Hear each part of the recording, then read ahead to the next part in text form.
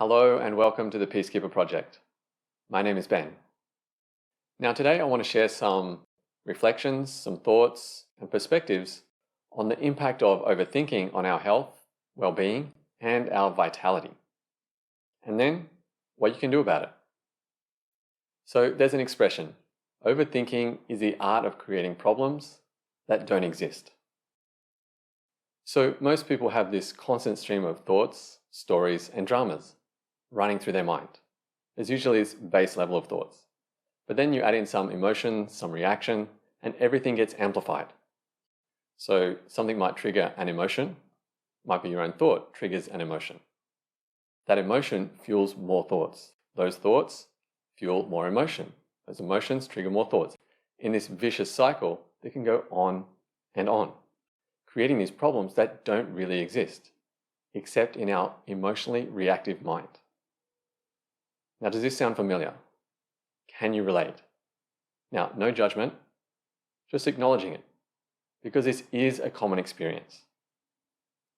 Now, you might have heard the term body-mind connection. So you're probably aware that there is a connection between your mind and your body. For example, you know that when you feel stressed or anxious, you feel different than when you feel peaceful and joyous. You feel different in your body.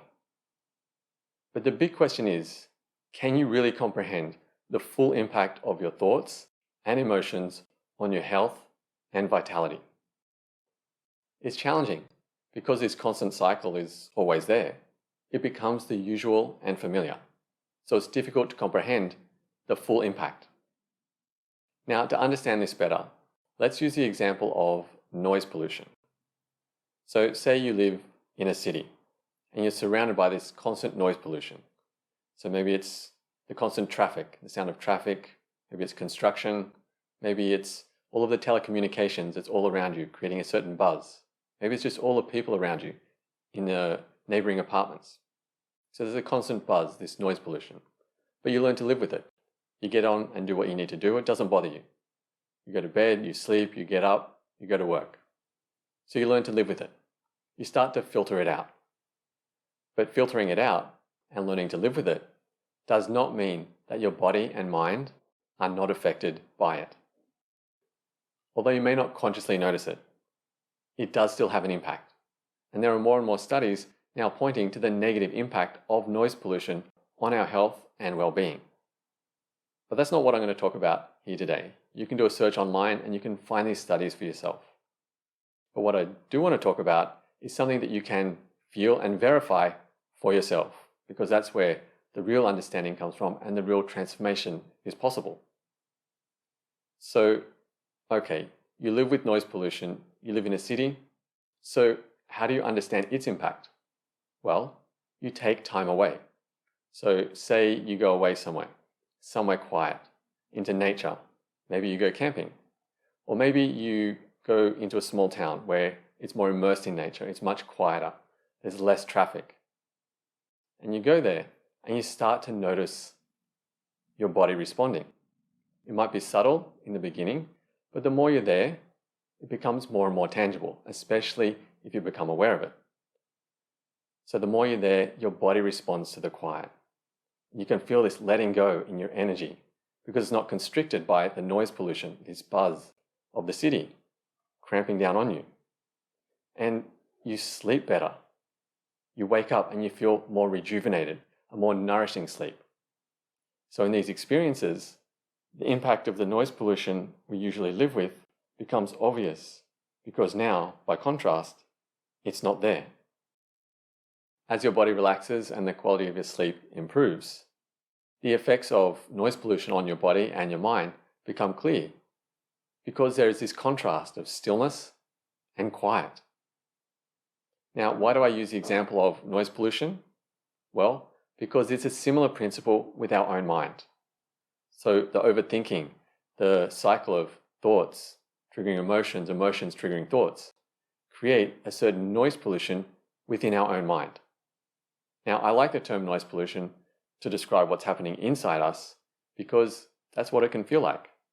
That constant stream of thoughts, dramas, stories is noisy. But what's worth reflecting on, which is really valuable, is that as long as you identify with the familiar noise in your mind, it won't necessarily feel like noise. It will simply feel like you, the usual and familiar internal environment that you live in. How does a fish objectify water? It can't, because it's lived there its entire life. It would have to be removed from the water, and then it would know. Then it could comprehend water. Now, in a similar way, we don't comprehend the full impact of our thoughts, the heavy burden of our thinking, because we're always immersed in them to some degree. But just like taking time away from noise pollution of a city, when we learn to quiet the noise in our mind, then that noise in our mind, we start to see it for what it truly is. A layer of pollution that creates stress, anxiety, overwhelm, drains our vitality, and disconnects us from each other and our heart. So, what can we do with this? Well, I have two things to share with you.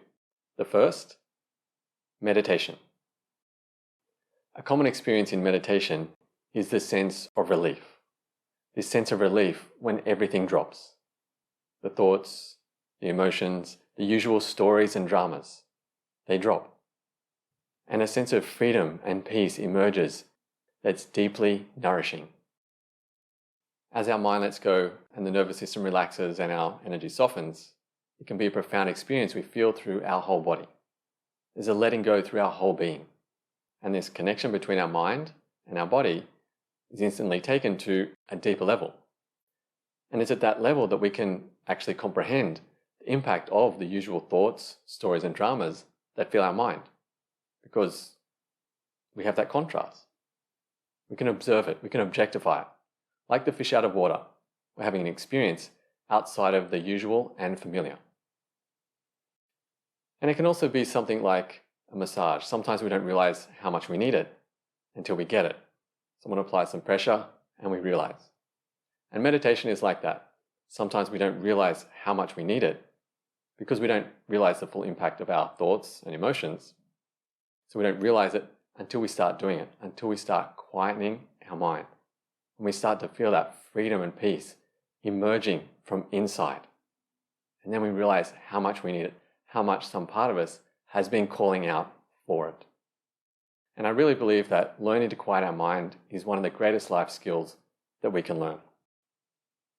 And it can be learned. It just takes practice.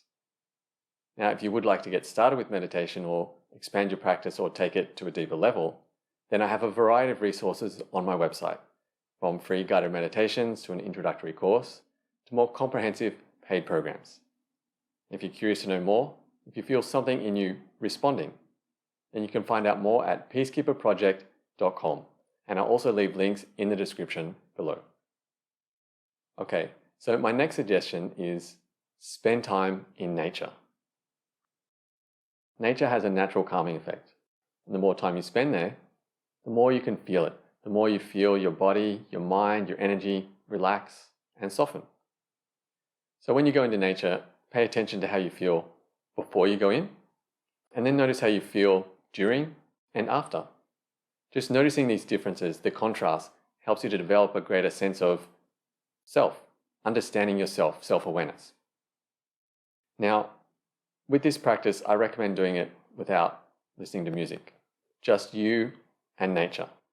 Now, I have nothing against music. Music is great, but I'm just suggesting this as a practice to really connect to nature and feeling this lack of noise pollution around you and how that affects your energy, your body, and your mind. Because ultimately, this is about stillness. And stillness is always there in the background, but our mind is usually too busy to recognize it. And if we don't recognize it, then we can't rest on it. And if we don't rest on it, then we don't get the benefits that it can bring, this deep stability and peace. So spending time in nature, we can connect to the stillness that's there because nature really expresses stillness. We can feel it because it's not impacted by the noise pollution of a city. So we can really feel it. And with meditation, we're really connecting or reconnecting to that stillness that's inside. Because as we quiet the noise in our mind, this noise pollution of our mind, we realize the stillness that's there, we reconnect to it, and our heart responds. So as we connect to stillness through nature, through meditation, we realize the impact of our usual thinking, thoughts, stories, and dramas. But at the same time, we gain the relief from it by finding stillness. It is the antidote to the noise pollution of our mind. All right, so I'm going to leave this here. Thank you for being here, and I really appreciate your presence. Until the next time, quiet your mind and live from your heart.